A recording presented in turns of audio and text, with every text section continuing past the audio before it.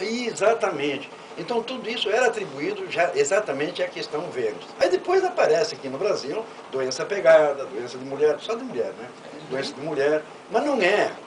Então eram coisas do tempo do coronelismo, ainda daquelas tradições do povo ainda que não tinha. Porque na verdade nós tivemos acesso a isso tudo depois de 60. Né? Quem de nós não lembra quando a nossa mãe, eu no meu caso, a minha mãe, a consulta ginecológica da minha mãe era feita por cima da roupa. Ah, era? Nós não podíamos tocar na mulher. O doutor Jairo vai nos confirmar aqui. Verdade, verdade. Então, com Woodstock, com a liberação, né? Paz e amor, aí então começa a haver uma liberação. E que chega exatamente nesse. E aí vem a AIDS. Aí vem as DSTs, aí vem um monte de coisas, que antes você conhecia o que era gonorreia, era uma outra coisa assim. E eu vou passar por agora sim, a parte do doutor Jairo. Dizem até que essa tal de gonorreia é a mais comum e a mais perigosa, assim, em termos das DSTs. Que pode perder o aparelho aí reprodutor, Dizem que é uma gripe da área sexual, com consequência de pneumonia e morte, né? Vixe Maria. Comentário assim, passar para o doutor Jairo, ele sabe bem isso aqui. Haja catarro nisso. Haja catarro nisso. Olha, quando eu falei que o nosso sociólogo estaria mais apto, porque realmente eu sei que ela venera Vênus, né? Mas ele tem história no meio e ele acabou de contar. Ele esclareceu e ficou muito mais bonito o esclarecimento feito pelo nosso sociólogo. Afinal de contas, as coisas estão sempre em conjunto. Eu nunca posso decidir uma coisa sozinho, eu tenho que ter a ajuda de alguém para complementar aquilo que a gente não sabe tudo. A pessoa sozinha não sabe tudo, né? Então a nossa avalia do nosso sociólogo foi um espetáculo, mas deu uma aula, né? Ele veio lá de baixo, lá de Vênus, de Roma, da Sodoma e Gomorra. A deusa do amor, né? Sim. Um monte de Vênus, né? Quer dizer, ele foi sensacional. Camisinha do bem. Mas olha, em relação à gonorreia... Certo. Que a própria Bíblia, ela fala sobre gonorreia. É verdade. É uma doença que faz o tratamento, certo? Facilita o tratamento. Agora, se não tratada, ela pode ter complicações gravíssimas. Assim como a sífilis, que matou na Europa 5 milhões de pessoas. Exatamente. Em 1494. Tá? E quando hoje uma simples benzetacil cura sífilis primária, secundária, terciária. Basta 3 benzetacil para curar qualquer tipo de sífilis. Naquele tempo não existia. Então a sífilis primária aparecia e aquele carocinho ali que desaparece. Depois vem a secundária com aquelas manchas e também desaparece. A terciária só aparece quando a pessoa já está complicada, né? Com o cérebro atingido, o coração atingido, medula. Essa situação que não tem mais como curar. A tábis sifilítica famosa, né? Então a gonorreia, se não tratada, ela pode complicar muito, porque ela pode deixar você ser infértil, quer dizer, sem condição de reprodução, certo? Com diminuição dos espermatozoides, chamado epididimite.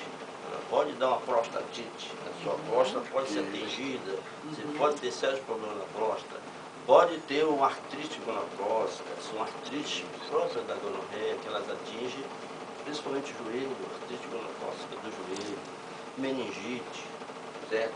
Então é uma coisa muito séria. Hoje não, porque todo mundo toma antibiótico. Você vai na farmácia, né, já toma benzetacil. Quer dizer, hoje é difícil encontrar uma gonorreia que se complica. Aliás, se complica pela resistência ao antibiótico. E a DST, ela pode ser passada tanto no sexo vaginal, quanto no sexo anal, Oral, e oral. Claro, sem dúvida. Sem dúvida nenhuma.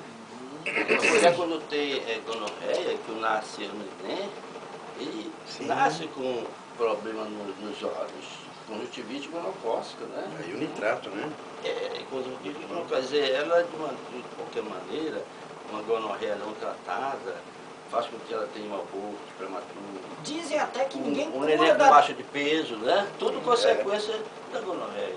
Dizem até que que ninguém cura, só faz com que ele se feche. A gonorreia, ela recolhe? Recolhe. Não recolhe. Ela se trata. Trata, né? Tranquilamente, não tem nenhum problema. Mas o vírus continua por ali, não? Não, é uma bactéria. O vírus desaparece. Olha, tem o herpes simples. Essa é uma doença que eu considero muito grave. Herpes simples que ninguém leva em consideração, porque ele não tem cura, o herpes simples. certo? Ele implanta e você não tem cura. E se você, qualquer baixa de resistência, qualquer gripe maior, ele aparece no seu órgão genital. Minha filha é uma trabalheira doida, porque leva 10 dias para cicatrizar. Já pensou, 3 meses você ficar nessa situação?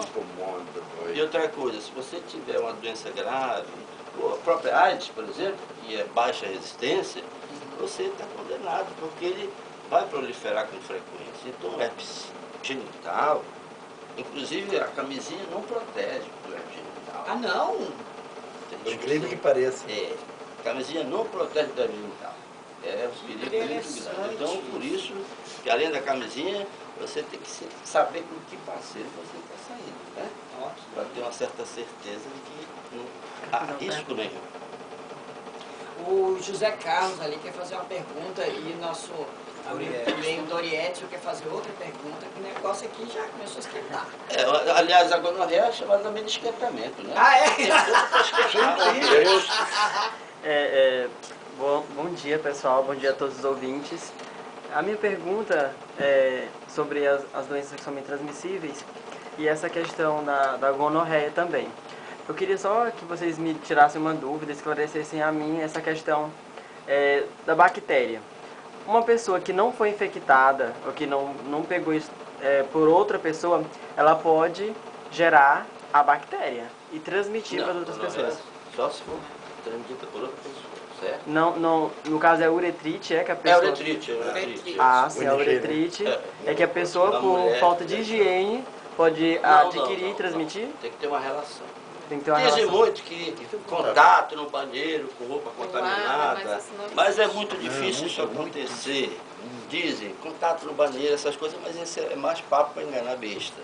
Que a pessoa teve uma relação, pegou e fica dando uma desculpa. É igual a história da camisinha que rompe. É difícil a gente acreditar nessa história de camisinha que rompe e engravidar. Pode acontecer, mas é muito difícil. É mais a história de caronchinha, né? De Papai Noel, quem quiser que acredite. É a mesma coisa das doenças sexualmente que se pega em sanitário. É muito difícil. Porque o ambiente é diferente. A bactéria num pano, ali no, ela morre. Ela não demora muito. Ela não tem vida longa. Não tem. É muito difícil acontecer essa transmissão fora do ato sexual. Certo. E tem então, só para esclarecer, então nós temos os vírus, nós temos os fungos, nós temos as bactérias e nós temos os parasitas. Tricomonas, né? Tudo isso é desse uma doença muito frequente, a tricomonas, na qual tem um prurido muito grande. E se não tratar, passa para o seu parceiro. Ele não tem assim problemas maiores de consequências do tricomonas, né? Mas ela complica muito porque há inflamação, o seu parceiro vai ter a minha doença e na maioria das vezes ela desaparece, certo? Sem tratamento, certo? Mas demora. O Doriete me parecia uma pergunta aí, por favor, Doriete. Bom dia, eu quero pedir desculpa porque eu não me apresentei na primeira vez. Eu me chamo Doriedson Ribeiro da Silva. Eu queria fazer uma pergunta para o Dr. Jaime. A respeito da sífilis. Ela é transmitida de pai para filho? Sim, no caso da mãe para o filho, né, que é congênita, né? A partir do 4º mês da gravidez, se a mulher tiver sífilis, chama-se sífilis latente. Sífilis latente é uma sífilis que não tem sintoma. Mas se fizer exame de VDRL, ela dá positiva para sífilis. Não, nesse caso eu queria saber de pai para filho. Não, de pai não. Para filho, isso. Não, daí o pai teria que infectar a mãe. Só se o pai tiver relação com a filha, né? Sim. É porque nesse caso, com licença, meu pai ele faleceu de sífilis já há 10 anos. Mas qual? Sífilis foi? Ele sempre foi. Raríssimo. Ele sempre foi. Hoje em dia é.